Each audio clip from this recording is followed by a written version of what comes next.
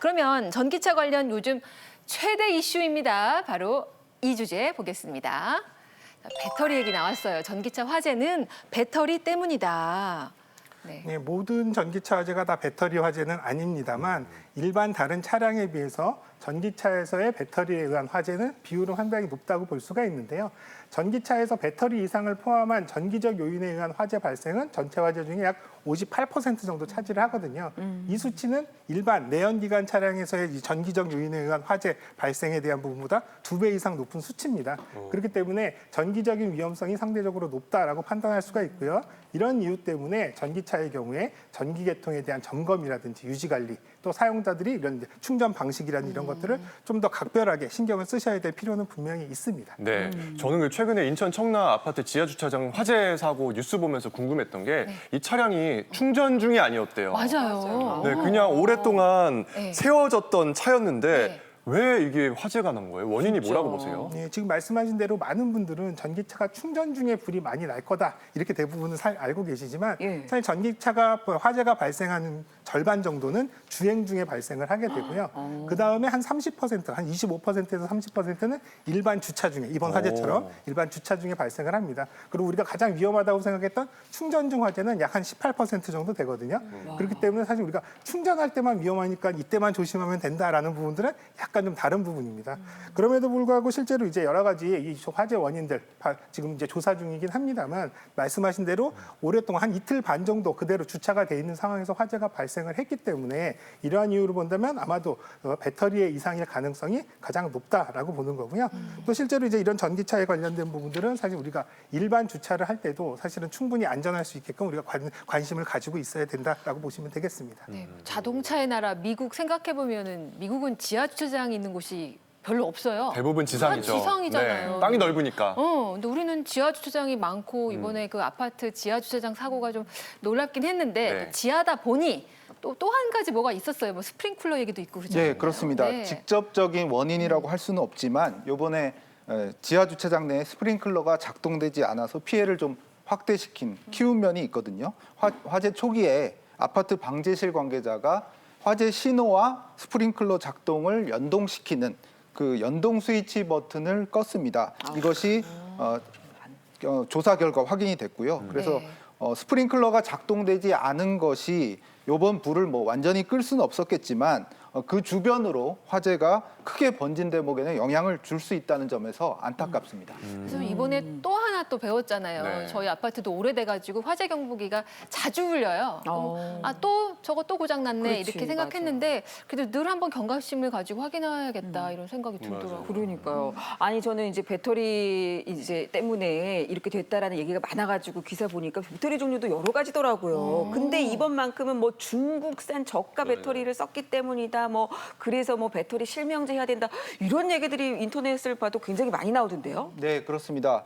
요번에 배터리 화재에 대해서 어느 제조사 배터리를 썼냐에 대해서 굉장히 논란이 많았고 그래서 어느 제조사 배터리를 썼다고 제조사가 공개를 해라. 차량 완성차 제조사들이. 맞아요. 그런 얘기가 많았었거든요. 그래서 국내 업체들을 위주로 먼저 공개를 했고 그다음에 수입차 업체들도 뭐 물론 보기에 따라서는 떠밀려서 했다라고 할 수도 있는데 일단 공개를 다 했습니다. 그래서 전문가들은 단순히 뭐 중국산이다 아니면 국내산이다 뭐 이렇게 일본산이다 이런 걸 따지는 것보다는 배터리의 생산 공장 그리고 이 점검을 어디서 받았는지 언제 받았는지 이런 것들을 좀 체크할 수 있는 배터리 이력제를 실시하는 게 중요하다고 보고 있고요. 시청자께서 내 전기차 배터리는 어느 제조사 거지? 라고 궁금하시면 그 완성차 제조사의 홈페이지를 보셔도 되고 그리고 국토교통부의 자동차 리콜센터 홈페이지라고 있어요.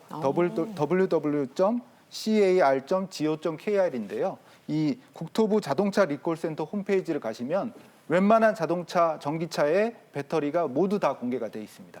네. 그리고 또 최근 이것도 논란이 되고 있습니다. 내용 보시겠습니다. 충전할 때요. 그러니까 전기차를 100% 완충하면 안 된다인데요. 이거는 왜 관련이 있는 거예요? 예, 이것은 전문가 사이에서 사실은 좀 일부 논란이 있습니다. 하지만 100% 완충을 반복하기보다는 충전을 할 때 90%만 충전하면 양극재와 음극재가 이렇게 만나서 쇼트가 일어나는 또 그 불순물을 만들게 되는 덴드라이트 현상을 줄일 수 있다라는 연구 결과가 있고요.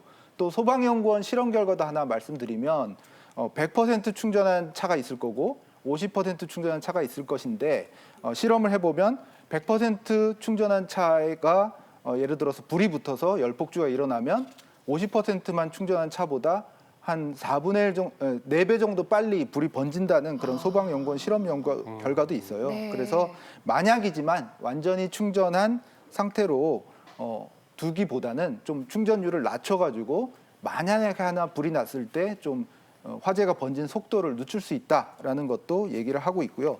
또 하나 중요한 것이 충전을 시킬 때 적절하게 충전하고 꺼야 되는데 과충전 상태로 이렇게 완전히 내버려 두는 경우 이런 경우는 좀 피하는 게 좋다라고 전문가들이 얘기를 하고 있습니다. 네.